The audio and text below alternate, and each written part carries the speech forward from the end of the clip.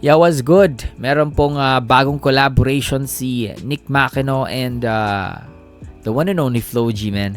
So, official music video, we made it. So, I don't know if narinig ko na tong kanta to, but I assume wala pa. So, we're going to react to the audio and the official music video today. So, tingnan natin kung we can vibe with the song, yung energy ng song, yung laro ng song, tingnan natin.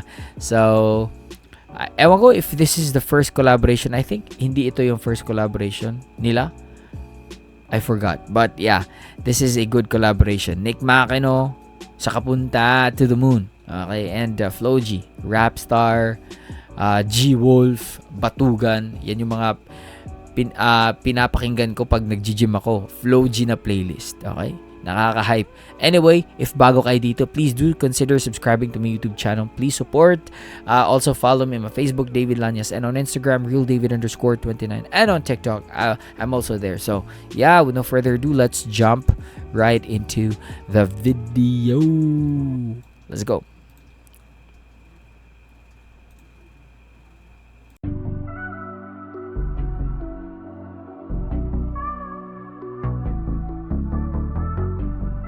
Parang movie. Grabe. It's like a movie, man.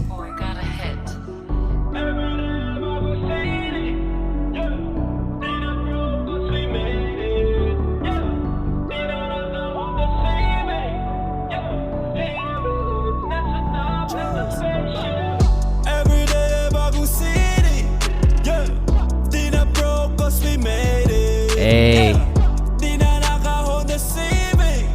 Ano na?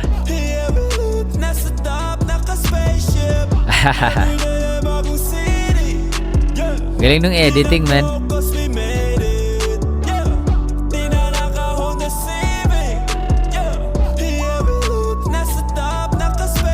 Yung label ko dati sabi nung nangyari, sabi ko easy ka lang. Kala nila sa'kin wala na kung pake, pero di nila alam. Planadong atake may gustong madali, ako lang nakakaalam. Binibelohan ko lang nung nilabas ko lahat nagulantang. Ngayon naman ang yung city, dati pa lang magkarakiri. Buti naisip si Gigi, tinapos sila sa'kin Gigi. Ngayon ang blessing sa'kin ay umuulan, sinasalo na lang. Hey. Yeah, we vibe in this though. Hey. In fairness naman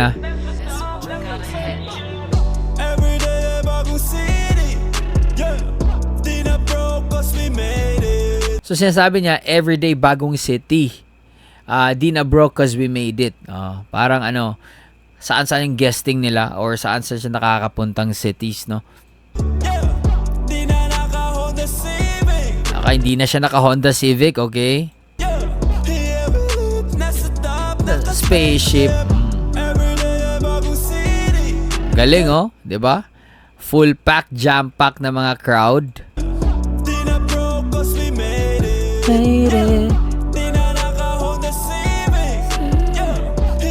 Excited ako kay Flo. Let's go, Flo G.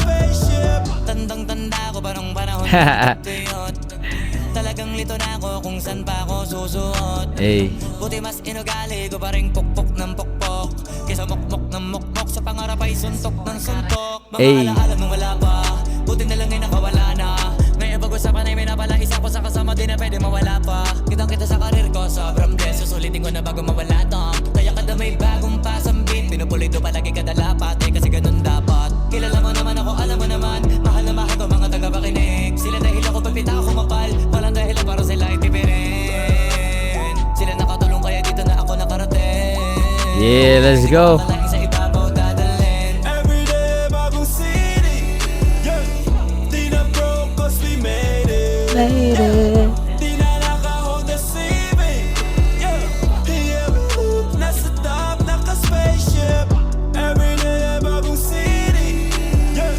Di na broke cause we made it. Di na naka-Honda Civic, yeah.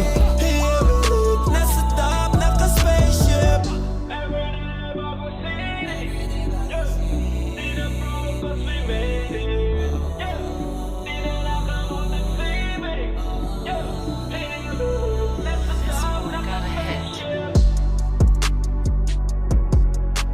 Katakot naman ng ano, nasa edge.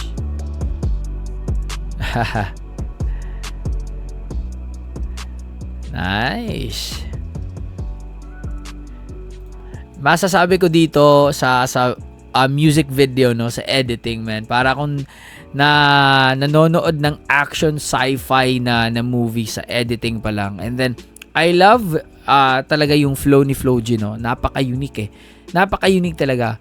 Kahit siguro i-distort mo yung boses niya, like let's say gawin nating bass type ng boses niya, pero malalaman mo talaga pag si Flo G yun eh. Yung flow pa lang talaga ni Flo G, literal malalaman nyo. And ang napansin ko dito, medyo mabigat yung auto-tune na effect, no, sa kay Nick Makino na boses. But the good thing is bumagay naman talaga sa raw voice niya yung auto-tune, no. No, auto-tune is okay, hindi yan masama, no, kasi it helps give us a good tone depende sa genre, especially sa hip hop, no. Sa hip hop talaga, lalo na sa modern music natin ngayon, no. So auto-tune is widely used, and it's nothing new, and it's not an issue anymore. So depende na lang talaga yan sa trip ng nakikinig. So I think that it's a good improvement, and it's a good also siguro enhancement, no, sa audio or sa raw voice ni Nick Makino. Bumagay sa kanya yung auto-tune, no, kasi hindi naman lahat kasi may tone quality kasi na babagay din sa auto-tune, although yung auto-tune is talagang may konting tulong sa pitch correct, no. Meron ding manual na pitch correction, no. So but I think Nick Makino is sounds good, no, with that effect.